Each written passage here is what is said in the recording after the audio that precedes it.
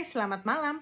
Malam ini kita akan membaca Kisah Para Rasul 15 dari TB2 bagian pertama, yaitu dari ayat 1 sampai dengan 21 dengan judul Sidang di Yerusalem. Yuk kita baca Kisah Para Rasul 15 ayat 1. Beberapa orang datang dari Yudea dan mengajarkan kepada saudara-saudara seiman, "Jikalau kamu tidak disunat menurut adat istiadat yang diwariskan oleh Musa, kamu tidak dapat diselamatkan." Namun Paulus dan Barnabas dengan keras melawan dan membantah pendapat mereka itu. Akhirnya ditetapkan supaya Paulus dan Barnabas serta beberapa orang lain dari jemaat itu pergi kepada rasul-rasul dan penatua-penatua di Yerusalem untuk membicarakan persoalan itu. Mereka diantar oleh jemaat sampai keluar kota. Lalu mereka berjalan melalui Venesia dan Samaria dan menceritakan tentang pertobatan orang-orang bukan Yahudi. Hal itu sangat menggembirakan hati saudara-saudara seiman. Setibanya di Yerusalem, mereka disambut oleh jemaat, oleh rasul-rasul dan penatua-penatua. Lalu mereka menceritakan segala sesuatu yang Allah lakukan dengan perantaraan mereka. Namun, beberapa orang dari aliran Farisi yang telah menjadi percaya berdiri dan berkata, "Orang-orang bukan Yahudi harus disunat dan diwajibkan untuk menuruti hukum Musa."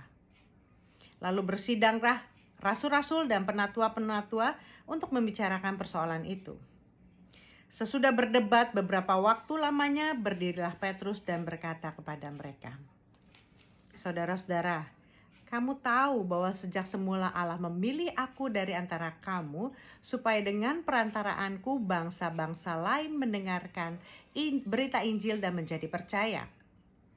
Allah yang mengenal hati manusia memberi kesaksian untuk mereka dengan mengaruniakan Roh Kudus kepada mereka sama seperti kepada kita.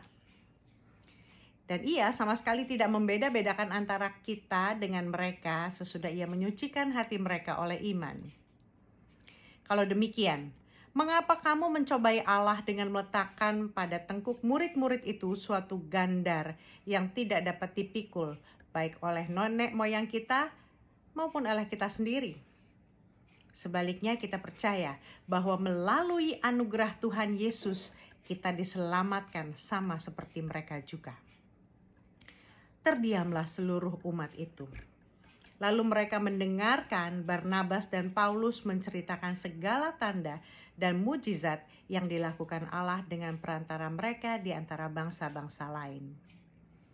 Setelah mereka selesai bicara, berkatalah Yakobus, "Saudara-saudara, dengarkanlah aku. Simon telah menceritakan bahwa pada mulanya Allah menunjukkan rahmat-Nya dengan memilih bagi namanya suatu umat dari bangsa-bangsa lain. Hal itu sesuai dengan ucapan-ucapan para nabi seperti yang tertulis. Kemudian aku akan kembali dan membangun kembali pondok Daud yang telah roboh. Reruntuhannya akan kubangun kembali dan akan kuteguhkan, supaya semua orang lain mencari Tuhan, bahkan segala bangsa yang atasnya namaku disebut." Demikianlah firman Tuhan yang melakukan semuanya ini, yang setelah diketahui sejak semula. Sebab itu, aku berpendapat bahwa kita tidak boleh menimbulkan kesulitan bagi mereka dari bangsa-bangsa lain yang berbalik kepada Allah. Tetapi kita harus menulis surat kepada mereka supaya mereka menjauhkan diri dari hal-hal yang telah dicemarkan berhala-berhala, dari percabulan, dari daging binatang yang mati dicekik, dan dari darah. Sebab sejak zaman dahulu hukum Musa diberitakan di tiap-tiap kota dan dibacakan tiap-tiap hari Sabat di rumah-rumah ibadat. Selamat malam.